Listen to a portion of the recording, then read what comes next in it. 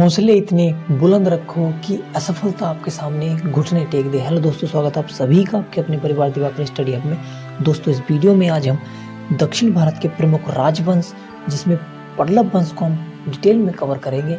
यहाँ से अक्सर एग्जाम में क्वेश्चन पूछा जाता है। अगर ये वीडियो आपने पूरा देख लिया तो इस टॉपिक से रिलेटेड आपको कोई दूसरा वीडियो देखने की आवश्यकता नहीं होगी। इसमें हमने सिलेक्टेड और इम्पोर्टेंट क्वेश्चन लिए हैं। इसमें आपको शुरू से अंत तक देखना है और आपसे एक भी पॉइंट आपसे मिस नहीं होगा। चलिए बिना देरी किए वीडियो की शुरुआत करते हैं। दक्षिण भारत के प्रमुख राजवंशों के बारे में आज हम पढ़ेंगे।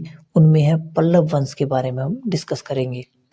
बात की जाए पल्लव वंश के संस्थापक की अगर बात की जाए तो इसमें जो सिंह विष्णु जी जो थे इसके संस्थापक थे।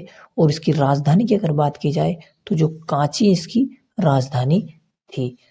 और जो सिंह विष्णु था वह वैष्णव धर्म का अनुयायी था। यहाँ से हमें कितनी जानकारी मिली कि जो पल्लव वंश के संस्थापक, अक्सर एग्जाम में क्वेश्चन रिपीटेड होता है, तो इसके संस्थापक सिंह विष्णु थे। और इसकी राजधानी की अगर बात की जाए तो कांची इसकी राजधानी थी। और नेक्स्ट पॉइंट के बारे में बात की जाए, जो हमारे किरातार जूनियम के जो लेखक थे भारवी, वह भी सिंह विष्णु के दरबार में रहते थे। चलिए आगे बढ़ते हैं।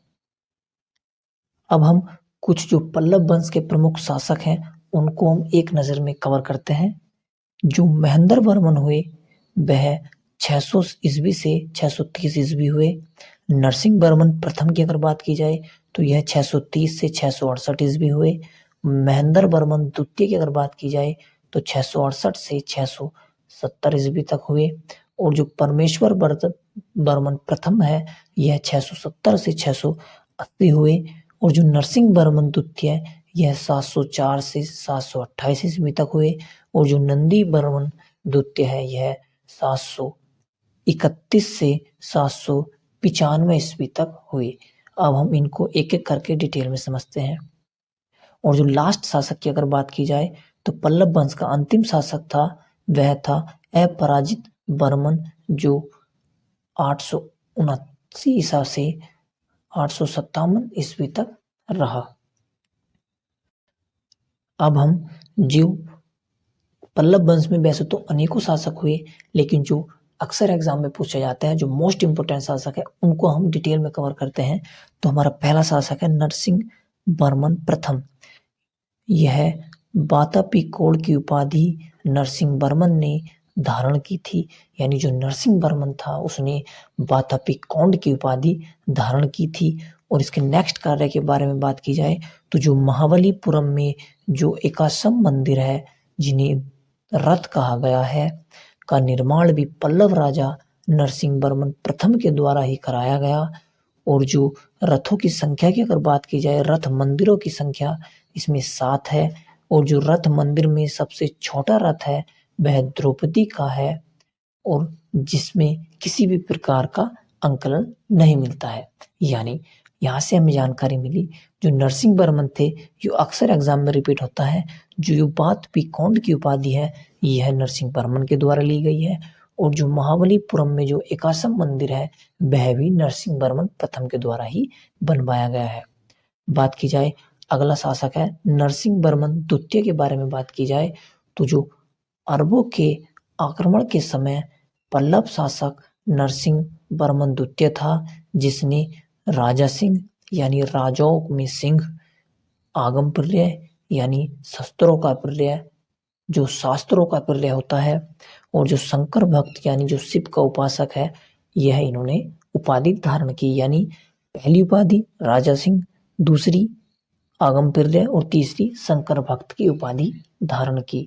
नरसिंह वर्मन द्वितीय ने कांची के जो कैलाशनाथ मंदिर है उसका निर्माण कराया, जिसे राज सिद्धेश्वर मंदिर भी कहा जाता है। इसी मंदिर का निर्माण से जो द्रविड़ स्थापित कला है उसकी शुरुआत हुई। यानी यहाँ से हमें जानकारी मिली कि जो अरबों के समय जो आक्रमण हुआ करते थे, वह भारत पे जो आक्रमण हुए उसके समय पल्लव शासक हुआ करते थे। वो पल्लव शासकों में नरसिंह वर्मन द्वितीय उस समय शासक कर रहे थे। और इन्होंने ही जो कांची के जो कैलाशनाथ मंदिर है उसका निर्माण कराया। और उसी निर्माण के फलस्वरूप जो द्रवित स्थापित कला थी उसकी शुरुआत हुई। चलिए नेक्स्ट आगे बढ़ते हैं। बात की जाए कांची के जो कैलाश मंदिर है वह पल्लव राजा और रानियों की जो आदमकद जो तस्वीरें हैं वह लगी हुई हैं। यह कैलाश मंदिर, कैलाशनाथ मंदिर जो है इसका फोटो लगा हुआ है।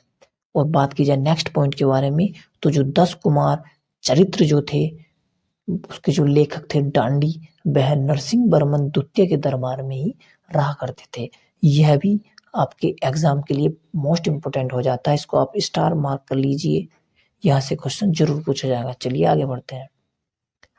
नेक्स्ट है हमारा नंदी वर्मन द्वितीय। यह शासक भी इंपोर्टेंट हो जाता है। इसने जो कांची के जो मुक्तेश्वर मंदिर है उस तथा जो बेकंट पेरुमाल मंदिर है उसका निर्माण कराया। और जो प्रसिद्ध जो संत थे वैष्णव संत जो तिरुमलई अलवार जो थे वह भी नंदीवर्धन के समकालीन ही हुए। अगर वीडियो आपको पसंद आया तो वीडियो को लाइक करें, चैनल पर नए हो तो सब्सक्राइब करें। धन्यवाद। और जब आप किसी भी विषय की तैयारी करना चाहते हो तो डिस्क्रिप्शन में लिंक में दी गई है या चैनल की प्लेलिस्ट में देख सकते हो और अपनी तैयारी को इम्प्रूव कर सकते हो।